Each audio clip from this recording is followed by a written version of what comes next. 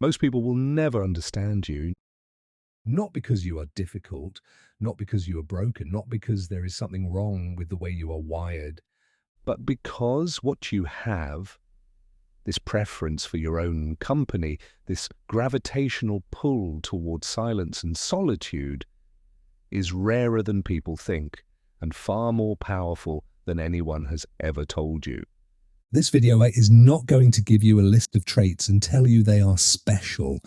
This video is going to show you, with science, with psychology, with the kind of evidence that researchers have spent decades uncovering, exactly what kind of mind chooses solitude, and why the world quietly depends on people like you far more than it will ever admit. Let us start with the thing that has probably followed you your entire life. The assumption that something is wrong because you recharge alone instead of in crowds, because you would rather spend a Saturday evening with a good book, a long walk, or your own thoughts than at a party full of people you will forget in a week.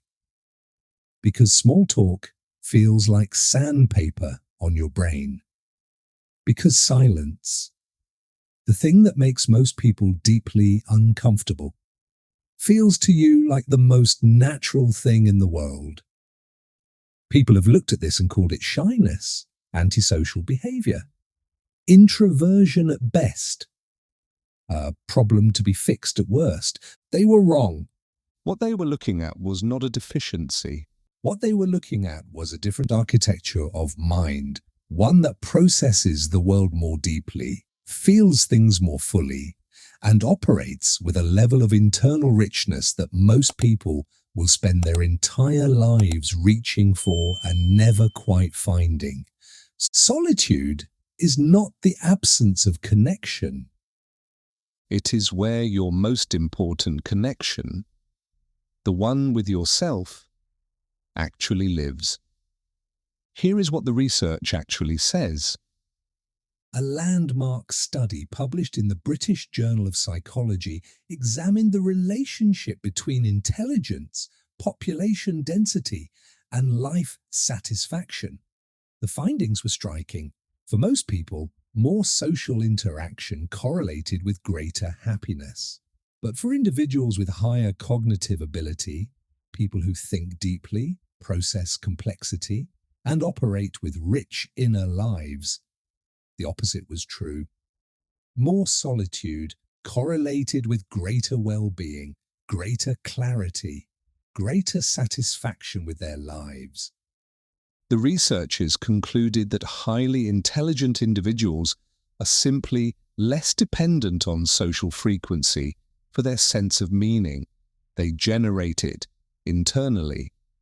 Another body of research identified what scientists call the highly sensitive person, a trait present in roughly 15 to 20% of the population that is characterized by deeper processing of sensory and emotional information, stronger emotional responses, and a pronounced need for quiet and solitude to recover from the stimulation of social environments. This is not weakness.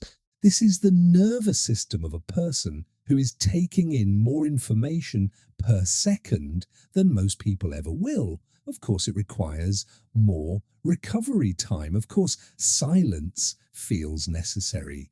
A mind that processes at that depth cannot run on noise the way a shallower processor can. You were not made wrong, you were made more. So what exactly does science say about the people who choose solitude? Or what are they actually like beneath the surface that the world misreads as antisocial or cold or difficult? The first thing, they know themselves. Not in the casual way most people claim self-knowledge, in the deep, uncomfortable, honest way that only comes from spending real time alone with your own thoughts, without the distraction of other people's noise. Psychologists call this capacity metacognitive awareness, the ability to observe your own thought processes as they happen, to notice patterns in your behavior, to understand why you feel what you feel without being consumed by it. It is one of the most powerful psychological tools a human being can develop. And it develops almost exclusively in solitude. The person who is always surrounded by people, always reaching for their phone, always filling the silence, that person rarely develops it. Not because they cannot, but because they never sit still long enough to find it. The second thing, They are extraordinarily creative. This is not coincidence, and it is not mythology. The connection between solitude and creativity is one of the most consistently replicated findings in psychological research, from Nikola Tesla to Virginia Woolf to Albert Einstein. Some of the most generative minds in human history shared one thing: a fierce protection of their time alone. The reason is neurological. When the brain is in a state of quiet, not sleep, not distraction, but the kind of alert, solitary stillness that people who like being alone cultivate naturally, it activates what neuroscientists call the default mode network. This is the network responsible for imagination, future planning, creative connection between ideas, and the kind of deep associative thinking that produces genuine insight. in other words, the silence you retreat to is not empty. It is where your best thinking lives. The third thing, they form fewer relationships but deeper ones. People who prefer solitude are rarely satisfied by surface-level connection. They find small talk exhausting not because they are antisocial, but because their threshold for meaningful interaction is calibrated differently. They need depth, substance, the kind of conversation that actually goes somewhere. What this produces, but when they do connect, is extraordinary loyalty, extraordinary listening, and extraordinary presence. Because when a person who values solitude chooses to spend their limited social energy on you, they mean it completely. There is no performance, no filling the room for the sake of filling it, just genuine, focused attention, the rarest gift one person can give another. The fourth thing, they have an unusually strong relationship with their own emotions. Most people spend enormous amounts of energy avoiding their emotional interior. Noise, scrolling, constant company, all of it serving as insulation from what they would have to feel if they ever stopped.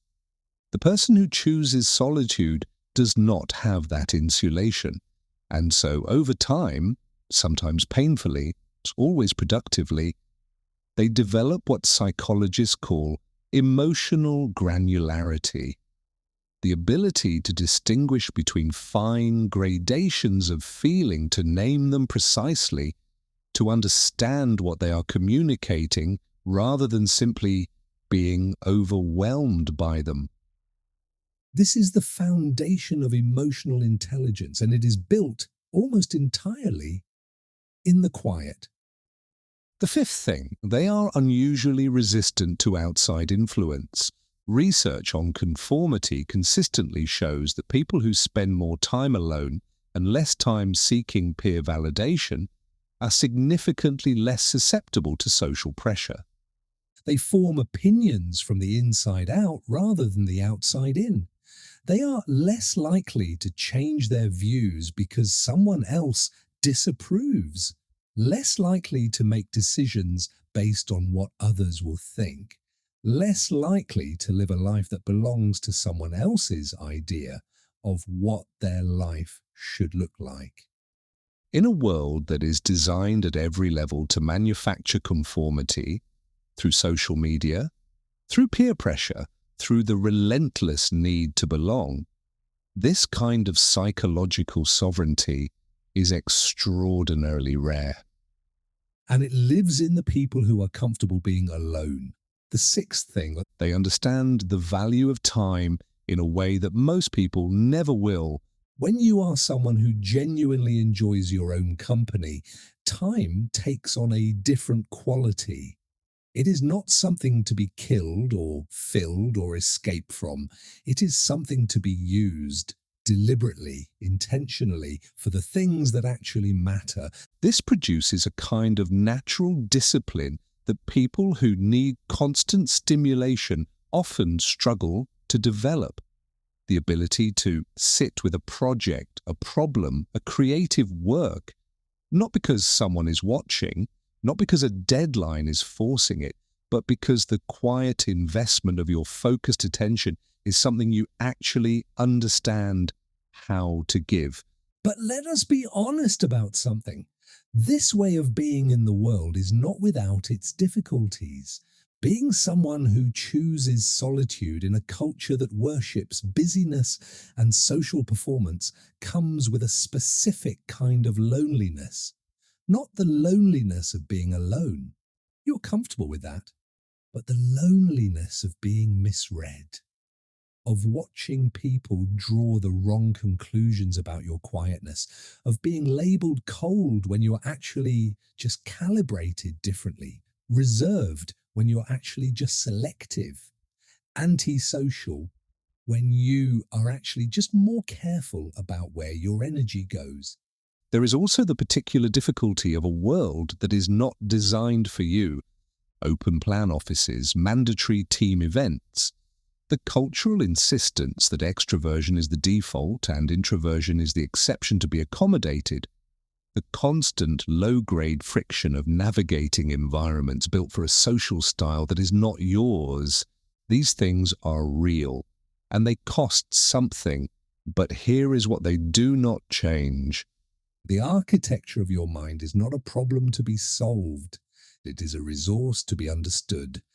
And once you understand it fully without apology, you stop trying to fix what was never broken. Somewhere along the way, in school perhaps, or in a family that did not understand you, or in a culture that told you that the party was where life was happening, you got the message that the way you are is something to overcome, that you should push yourself to be more social, That the goal is to need people the way other people seem to need people. that solitude is a symptom of something rather than a choice. That message was wrong, completely, factually, demonstrably wrong. The people who have shaped the world most profoundly, the writers and scientists and artists and thinkers who have left something real behind, were not, as a group, the most gregarious. They were not the ones who never missed a party, or filled every silence, or needed to be around people to feel whole. They were the ones who learned to go inside, who developed a relationship with their own mind that most people will never have. Who understood that the most important conversations you will ever have are not the ones that happen at dinner tables or in crowded rooms. They are the ones that happen in the quiet, between you and the deepest version of yourself. You do not need to be fixed. You need to be understood. And if nobody in your life has ever said this to you clearly enough to actually land, then let this be the moment it lands. The way you are is not your limitation. It is your strength. It is the quietest, most underestimated, most extraordinary strength you have. If you watch this entire video, there is a reason. Maybe you recognize yourself in these words and felt, for the first time in a while, that someone finally got it right. Maybe you thought of someone you love, someone whose quietness you have sometimes misread, someone who needed exactly this said out loud. Either way, you are not here by accident. Share this with the person who comes to mind, not with an explanation, just send it. This channel exists for the minds that operate differently, that process more deeply, that choose the quiet, not because they have nothing to offer the world, but because they are building something inside themselves that the world desperately needs. Subscribe, because in our next video, we go somewhere even deeper, because the most important things are always found in the silence.